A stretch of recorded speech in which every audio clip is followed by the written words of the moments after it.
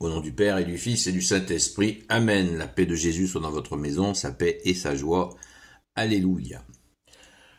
Nous lisons le Saint-Évangile selon Saint Jean, chapitre 3, versets 1 à 8. Que ta parole, ô Jésus, rentre dans mon esprit, que ma bouche proclame ta parole et que mon cœur l'accueille. Amen. Il y avait chez les pharisiens un homme nommé Nicodème. C'était un chef des Juifs. Il vint de nuit trouver Jésus et lui dit, « Maître, nous savons que tu es venu de Dieu pour enseigner, car personne ne peut faire des signes comme ceux que tu fais si Dieu n'est pas avec lui. » Jésus lui fit cette déclaration, « En vérité, je te le dis, celui qui n'est pas né d'en haut ne peut pas voir le royaume de Dieu. » Nicodème lui répondit, « Quand l'homme est vieux, peut-il renaître, qui retournera au sein de sa mère pour naître une seconde fois ?»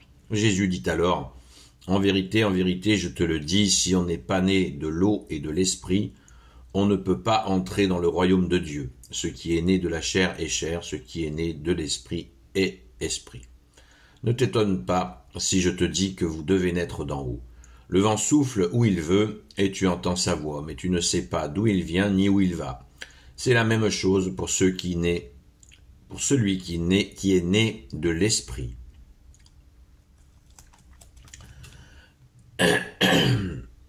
Alors, je pense que là, ça s'arrête là. Dans cette discussion avec Nicodème, elle se poursuit. Mais ce sera certainement la lecture de demain. N'anticipons pas trop, parce que il y a beaucoup à dire sur cette rencontre entre Nicodème et Jésus. Alors on est là au chapitre 3 de Saint Jean, on resitue le contexte de ce moment. Eh bien Nicodème, c'était un des hommes qui faisait partie du Sanhédrin avec le père de Sainte Marie-Madeleine, Joseph d'Arimathie, des hommes extrêmement riches.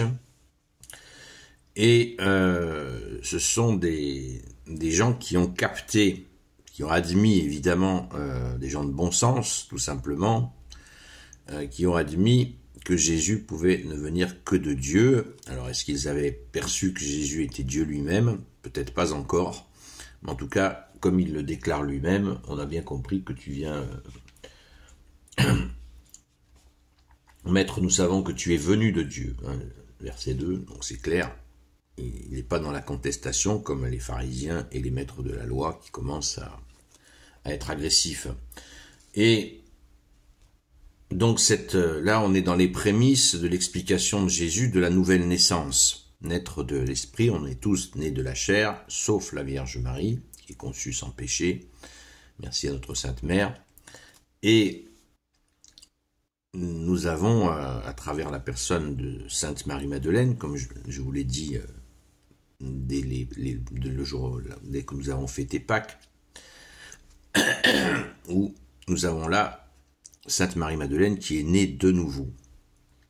Et c'est d'ailleurs pour ça que Jésus l'a choisie pour être la première témoin de la résurrection.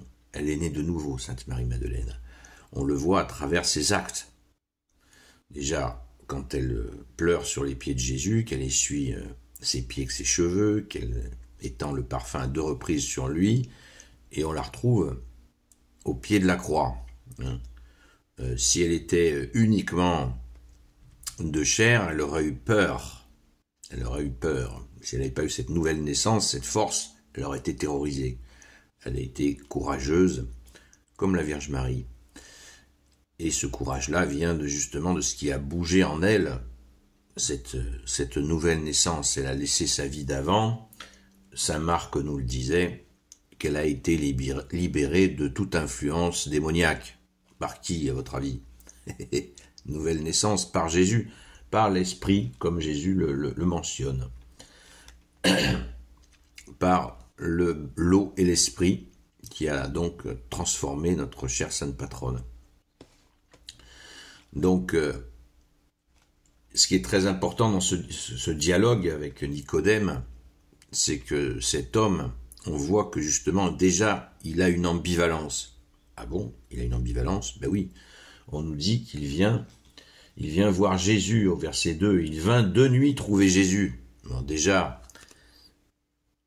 s'il venait de nouveau et qu'il a peur, parce qu'il est donc dans cette position hiérarchique, hein, dans le Sanhédrin, et il vient la nuit en cachette. Donc pour la naissance de nouveau, il va y avoir du travail.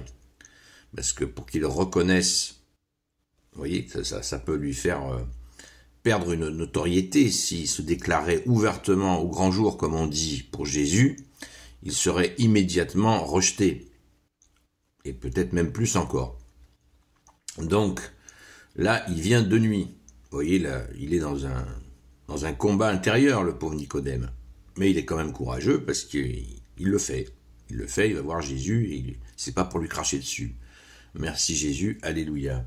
Donc c'est très intéressant de voir, parce que nous avons tous des étapes dans nos vies pour Jésus, pour reconnaître Jésus, pour ce que tu es Jésus, le Dieu vivant, et ça prend des étapes, plus ou moins longues, ça dépend de chacun. Sainte Thérèse d'Avila, qui est docteur de l'Église, disait qu'elle avait choisi comme modèle Sainte Marie-Madeleine justement parce qu'elle n'a jamais reculé.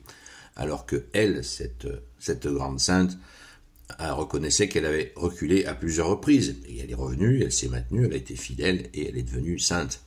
Donc vraiment, vous voyez que les étapes on a besoin d'étapes. Il y a des personnes comme de la trempe de Sainte Marie-Madeleine, ça court pas les rues. Et on le voit, elle est là à la résurrection, et c'est la seule qui a cru quand elle a vu Jésus de ses yeux vus, ce qui n'était pas le cas des apôtres. Je l'ai déjà dit, je le répète. Mais c'est très important à retenir, pas pour se moquer des autres, parce que regardons-nous, hein, si on se moque, il suffit de se regarder dans la glace, après on se moquera moins. Humilité, comme dit, et encore humilité, comme dit Saint Jean-Marie Vianney. J'aime bien dire, ça c'est personnel, c'est à l'époque il n'y avait pas d'autoroute, que l'humilité c'est l'autoroute de la foi. Alors, on revient à notre brave Nicodème, les explications vont bon train, cette nouvelle naissance, lui il comprend l'explication de Jésus par la chair, naître de nouveau, il faut retourner dans le ventre de sa mère pour... Jésus, où tu vas là? Où tu vas s'il pleut? Où tu vas? Non, c'est pas ce que j'essaie de t'expliquer, lui dit Jésus, et c'est beau. C'est beau. Donc on va quand même se répéter la réponse de Jésus. Ne t'étonne pas si je te dis que vous devez naître d'en haut. Et là on a ce moment central, absolument magnifique, où Jésus nous explique comment est Dieu. Il nous donne une explication sur la présence de Dieu. Écoutons bien, ne t'étonne pas si je te dis que vous devez naître d'en haut. Le vent souffle où il veut et tu entends sa voix, mais tu ne sais pas d'où il vient ni où il va. On pourrait rajouter, tu ne le vois pas. Voilà, c'est la définition. Des gens ils disent, mais comment je fais Dieu, je le vois pas. Eh bien, on peut lui répéter cela, ce que dit Jésus, notre seul enseignant. Le vent souffle où il veut et tu entends sa voix, mais tu sais pas d'où il vient ni où il va. Donc apprendre à écouter. Je rajoute pas du texte à l'évangile. Je dis simplement que voilà, on peut dire nous, tu le vois pas Dieu, on est d'accord. Mais là, c'est une très bonne définition quand nous expliquons la foi. Alors Jésus rajoute, c'est la même chose pour celui qui est né de l'esprit. Voilà. Celui qui est né de l'esprit, eh bien, il est dans ce même mouvement. Il se laisse complètement transformer.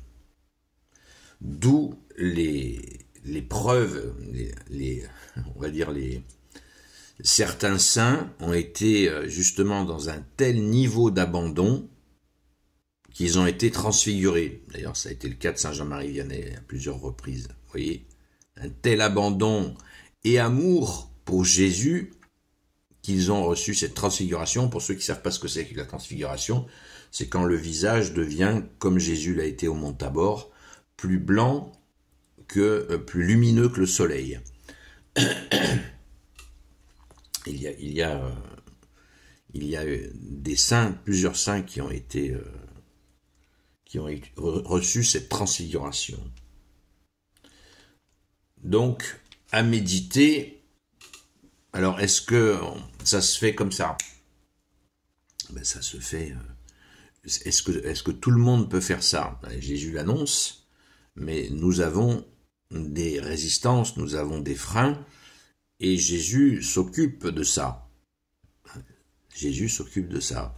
Alors, qui peut y arriver? Ben, je crois que là encore, humilité. Hein. Il y a des gens, comme a dit Jésus, on a un indice quand même, notamment dans l'évangile de Saint Jean, quand ils veulent, il y a Saint Jean et Saint Jacques qui veulent être assis à la droite de Jésus. C'est demandé par la mère de Saint Jacques et Saint Jean, et ils se disputaient qui était le plus grand. Et Jésus leur répond, si ça a été préparé pour vous, moi c'est pas à moi de décider, est-ce que ça a été préparé pour vous? Est-ce que les personnes ont cette aptitude au fond d'eux-mêmes et vont être transformées, vont accepter la transformation de Dieu? Mystère, mystère, mystère. Donc ne voyons pas ça comme parce que là, je vois déjà des individus qui se déclarent de l'Esprit Saint, parce qu'ils disent c'est marqué, je suis né de nouveau, je suis tu es, calme-toi, on voit déjà on voit des petits jeunes, notamment des évangéliques qui sont là-dedans, je suis né de nouveau. Et puis quand on discute, on s'aperçoit très vite que c'est pas le cas, quoi. Il suffit pas de le dire. Il suffit pas de le dire. Soyons clairs. Donc restons toujours humbles et travailleurs. Ça veut pas dire ouais, je m'en fous, c'est pas pour moi. Non, pas du tout. Il y a des degrés. Nous avançons. Jésus ne veut pas que nous apprendre à courir avant d'apprendre à marcher. Jésus nous donne aussi la nourriture que nous sommes capables de manger. Jésus ne va pas nous faire un super plat consistant, super savoureux, etc. si nous n'avons pas faim. Donc tout cela, eh bien, c'est la sagesse, l'amour. Dans l'amour, il y a la sagesse. Et Jésus est la sagesse infinie. Mais pas une sagesse sans action. Hein, parce que nous, occidentaux, avec l'influence des spiritualités extrêmes orientales, on assimile la sagesse à l'inaction. Ça n'a aucun sens. Avec des représentations de Bouddha, des trucs comme des conneries comme ça, c'est pas la sagesse. L'inaction n'est pas la sagesse. Des fois, il faut agir par sagesse, agir fort. Avec Jésus, avec la dose que Jésus veut que nous agissions, bien sûr. Merci Jésus, alléluia. Voilà, donc on est en plein là-dedans. Je pense que demain on va voir la suite. Et vous voyez, il y a déjà un gros morceau là que Jésus. C'est un moment très important, cet entretien avec Nicodème. Il est très important, justement pour expliquer le processus de la nouvelle naissance dont parle Jésus. Et c'est pour ça que je fais une vidéo longue. Enfin, elle s'impose toute seule. Merci Jésus, parce que il y a trop de conneries qui sont dites sur la nouvelle naissance, hein, trop de conneries des hommes, hein, pas de Jésus. Hein. Jésus, il n'y a pas de conneries avec Jésus. Mais les hommes qui s'approprient ça en disant « ça y est, je suis né de nouveau, je suis baptisé, je suis né de nouveau », ou alors « j'ai reçu l'Esprit Saint à telle date, là ça y est, je l'ai, je le tiens ». Non, tu tiens pas l'Esprit Saint, comme tu ne tiens pas Jésus, c'est Jésus qui nous tient. C'est pas l'inverse. Voilà. Donc, calme-toi. Calme-toi. Recherche, si tu continues à chercher, écoute Jésus, avance avec Jésus. Ah, mais j'ai donné ma vie à Jésus. Non, c'est encore des déclarations avec lesquelles il faut faire très attention. Hein, c'est encore l'inverse. C'est Jésus qui a donné sa vie pour nous. Faut faire les déclarations. Jésus, vous imaginez le nombre de déclarations d'intention que Jésus a reçues? Ah, Jésus, je te donne ma vie. Puis hop, 3 semaines après, boum, ça part en cacahuète. Non, il vaut mieux, comme nous l'enseigne Jésus lui-même, à chaque jour suffit sa peine et demain s'occupera de lui-même. Voilà.